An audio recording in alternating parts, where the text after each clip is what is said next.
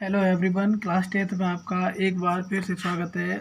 आज हम सॉल्व करेंगे प्रश्नावली 1.1 का क्वेश्चन नंबर 5, जिसमें दिया गया है यूक्लिड विभाजन प्रमेय का प्रयोग करके दर्शाइए कि किसी धनात्मक पूर्णांक का घन 9m 9m+1 या 9m+8 के रूप का होता है। यानी हमें घन दर्शाना है कि 9m और 9m+1 या 9m+8 के रूप का होता है, यह हमें दर्शाना यानी सिद्ध करना है। तो हम क्या लिखेंगे, माना ए कोई धनात्मक पूर्णांक है। माना ए कोई धनात्मक पूर्णांक है। माना ए कोई धनात्मक पूर्णांक है, तो हम b बराबर क्या लिखेंगे, यानी घन ज्ञात करना है। 9m 9m+1 9m+8 के रूप का दिया गया है। तो यहाँ क्या 9m दिखाई दे रहा है, तो हम यहाँ 9 की जगह कितना मान के चलेंगे, 3 मान के चलेंगे। तो b बराबर 3 में यूक्लिड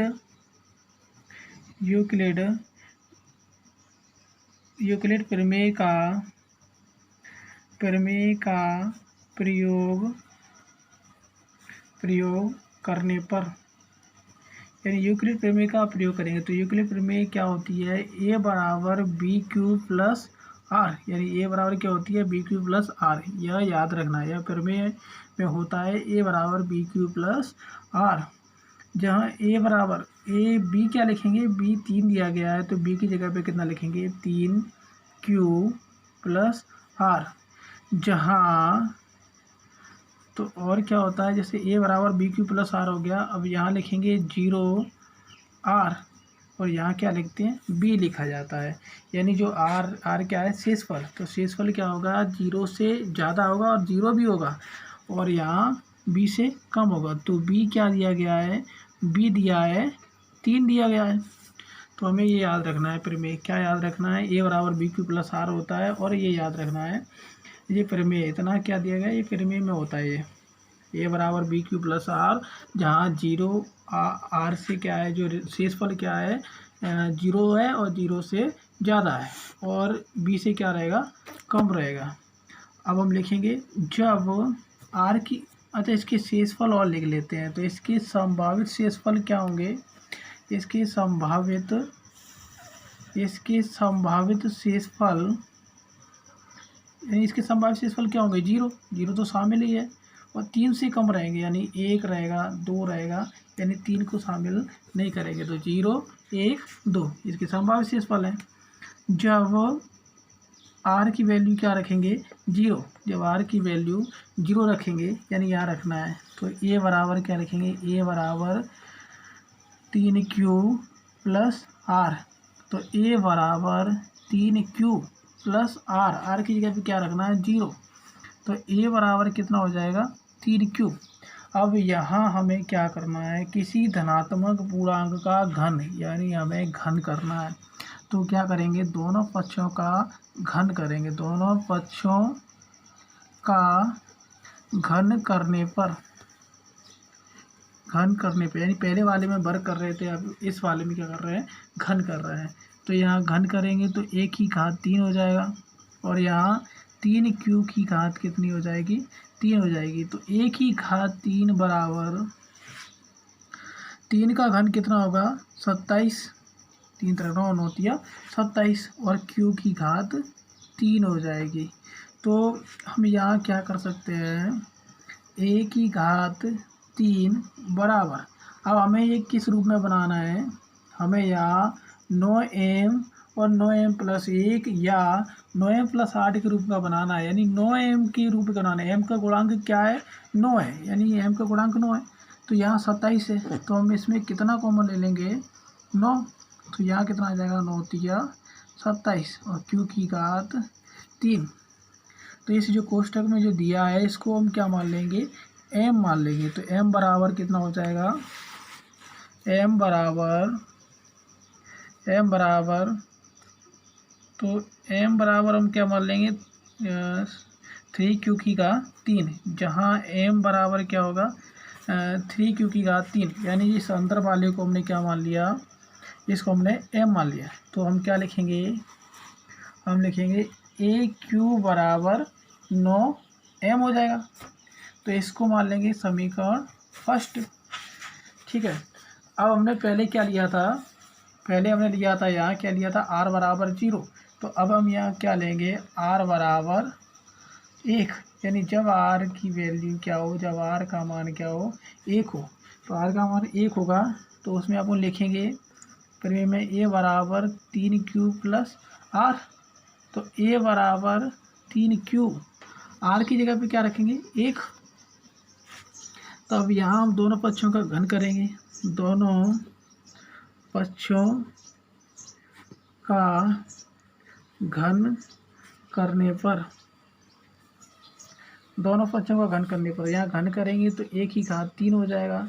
यहाँ 3Q प्लस 1 का पूरे का होल स्क्वायर, वो सॉरी क्यूब हो जाएगा।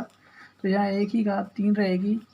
यहाँ करेंगे तो यहाँ सूत्र क्या लगेगा, यहाँ सूत्र लगेगा a प्लस बी की घात 3, क्या लगेगा a की घात 3 प्लस b की घात 3 प्लस के 3a स्क्वायर b, यानी a का वर्ग हो जाएगा और b फिर 3a b का वर्ग, यानी ये सूत्र यहाँ लगेगा। तो चल नीचे लिख देते, जगह नहीं है। तो a की घात 3 बराबर 3 की घात 3 कितना होगा 27, और q की घात 3 प्लस, अब 1 की घात 3 क्या होगा 1 प्लस 3, अब a वर्ग, तो a यहाँ कितना है 3Q, तो 3Q का वर्ग, फिर क्या है b, तो b क्या है 1, तो गुणा 1 प्लस 3 a की जगह पे कितना है 3Q, b का वर्ग यानी 1 का वर्ग, 1 का वर्ग। ठीक है, तो a की घात 3 बराबर 27 q की घात 3 प्लस 1 प्लस 3 गुणा 3 का वर्ग करेंगे तो 9Q वर्ग गुणा 1 प्लस 3 का 3 में गुणा करेंगे तो 9Q, और 1 का वर्ग कितना हो जाएगा 1। तो a की घात 3 बराबर 27 Q की घात 3 प्लस 1, अब इनका गुणा करेंगे 9 तिया 27, 9 तिया 27, 27 का 1 में करेंगे तो 27 रहेगा। तो प्लस 27 Q वर्ग प्लस 9Q का 1 में करेंगे तो 9Q। अब इसको हम क्या करेंगे, क्रम से लिख लेंगे। AQ बराबर 27 Q की घात 3 प्लस 27 Q वर्ग प्लस 9Q प्लस 1। हम इनमें से क्या करेंगे, कॉमन ले लेंगे। इनमें से क्या कॉमन लेंगे, हमें कौन से रूप में बनाना है, 9m प्लस 1 और 9m प्लस 8 के रूप का बनाना है। तो 9m के रूप के बनाना है तो हम क्या करेंगे 9 कॉमन लेंगे, यानी 3m के रूप में बनाना था पहले तो 3 कॉमन ले रहे थे, 9m के रूप में बनाना है तो क्या लेंगे 9 कॉमन लेंगे। 9 कॉमन लेंगे तो यहाँ कितना बचेगा 3, 27 यानी 3 बचेगा ये, और यहाँ से 9 जाएगा 9 तिया 27, 9 को मान ले रहे हैं 9 का भाग दे रहे हैं, 9 का इसमें भाग देंगे तो क्यू बस, और 1 में से तो 9 आएगा ही नहीं। ठीक है, तो हमें यहाँ क्या मान लेंगे, जहाँ m बराबर 3Q की घात 3 3Q वर्ग, अब यहाँ Q ठीक है जो m हो गया, तो अब क्या लिखेंगे AQ बराबर, यानी अंदर का क्या मान लेंगे m, तो 9m प्लस 1, इसे समीकरण 2 मान लेंगे। तो ये क्या बन गया 9m प्लस 1 के रूप का बन गया, यानी r बराबर कितना आपने लिया था, तो r बराबर लिया था 1 ले लिया। तो अब r बराबर क्या लेंगे, जब r बराबर क्या हो, यानी शेषफल क्या है 0 1 2 है, तब r बराबर कितना रखेंगे, अब r बराबर रखेंगे 1 तो ले लिया 2, जब r बराबर 2 होगा तब a बराबर 3Q प्लस r, तो a बराबर 3Q, तो r की जगह कितना रखेंगे 2, अब r की जगह 2 रखेंगे। अब दोनों पक्षों का घन करेंगे, तो दोनों पक्षों का घन करने पर, दोनों पक्षों का घन करने पर घन करेंगे तो 1 की घात 3 बराबर 3Q प्लस 2 की घात 3, तो एक ही घात 3 बराबर 3 का घन करेंगे तो कितना हो जाएगा, अच्छा वही सूत्र लगेगा, ए का घन करेंगे तो 3 क्यू की घात 3, फिर बी का घन करेंगे तो 2 की घात 3, फिर 3 ए वर्ग यानी 3 क्यू का वर्ग गुणा फिर 2 का वर्ग, फिर प्लस फिर 3 ए ऐसा ही कैसा रहेगा, फिर बी का घन करेंगे तो 2 की घात वर्ग करेंगे 2 की घात 2, तो एक ही घात 3 बराबर 3 का घन हो जाएगा 27 क्यू की घात 3, 2 की घात 3 ये कितना होगा 8, ये 3 तरक 9, ये 9 क्यू वर्ग और गुणा में 2 का वर्ग कितना हो जाएगा 4, प्लस 3 तरक 9 क्यू, अब 2 का वर्ग कितना हो जाएगा 4। ठीक है, तो यहाँ क्या किया, 3 का घन कर दिया 27 और क्यू की घात 3, 2 का घन किया तो 8, 3 का 3 में कितना किया तो 9 क्यू वर्ग और 2 का वर्ग 4, वो 4, फिर 3 का 3 में गुणा किया तो 9 क्यू और 2 का वर्ग 4, तो एक ही घात 3 बराबर 27 क्यू की घात 3 प्लस 8, अब 9 का 4 में गुणा करेंगे तो 9 चौक 36 क्यू वर्ग प्लस 9 चौक 36 क्यू।